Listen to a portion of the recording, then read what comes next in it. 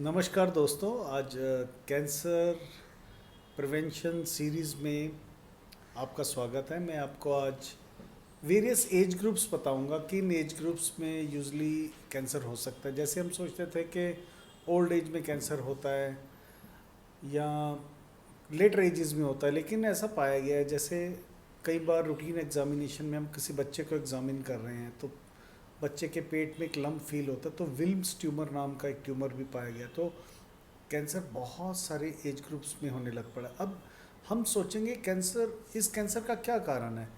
इस कैंसर का कारण है, जैसे मैंने आपको पिछली सीरीज़ में बताया कि जेनेटिक चेंजेस जो आपके अंदर चीज़ें हैं, प्रोसेस्ड फूड्स जा रहे हैं, सुबह से रात तक केमिकल्स हैं। जैसे आप टूथपेस्ट कर रहे हैं, उसमें कैल्शियम सोडियम लॉरल सल्फेट है या दूसरे केमिकल्स हैं जो आपको पता है 7 सेकंड में हमारे जीभ के नीचे से एब्जॉर्प्शन हो जाती है, क्योंकि सॉर्बिट्रेट की गोली भी आपको 5-7 सेकंड में असर कर जाती है।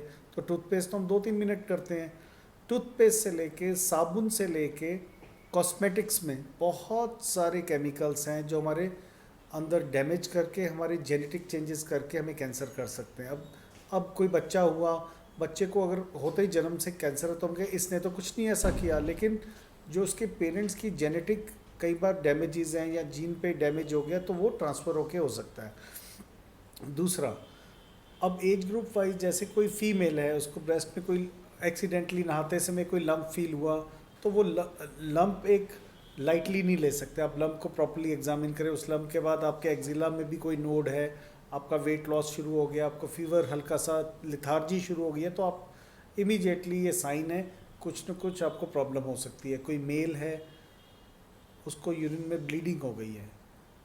Around 60 to 70 years of age group बहुत वल्नरेबल ग्रुप होता है। उसमें bladder cancer, prostate cancer, kidney cancer can be a big cause. Females में भी ऐसा है, अगर रिकरेंट ब्लीडिंग हो गई है यूरिन में तो, या यूट्राइन ब्लीडिंग है, तो मीनोपॉजल फीमेल है, तो आपको बड़ा केयरफुल रहना है। आपका सन में एक्सपोजर बहुत ज़्यादा है, आपकी स्किन के ऊपर कोई ऐसा इरप्शन या कोई ऐसा लीजन हुआ है जो ज़ख्म हील नहीं हो रहा, आप सोच रहे हैं ये एक्जिमा है, तो ये भी कैंसर हो सकता है। आपको स्टूल आने के बाद ब्लीडिंग होती है तो यूजली लोग समझते हैं कि हमें पाइल्स हो गई है, तो आपको, लेकिन उसको भी लाइटली नहीं लेना, एग्जामिन करवाना बहुत ज़रूरी है। अपने डॉक्टर को दिखाएं।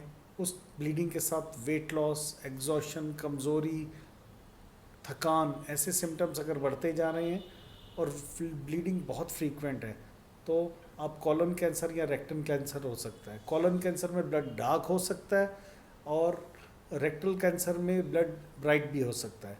तो इस तरह ये छोटे छोटे साइन है। जैसे आप स्टूल की आपकी शेप राउंड शेप की बजाय पतली शेप होनी शुरू होगी, तो एक छोटा सा सिम्टम है।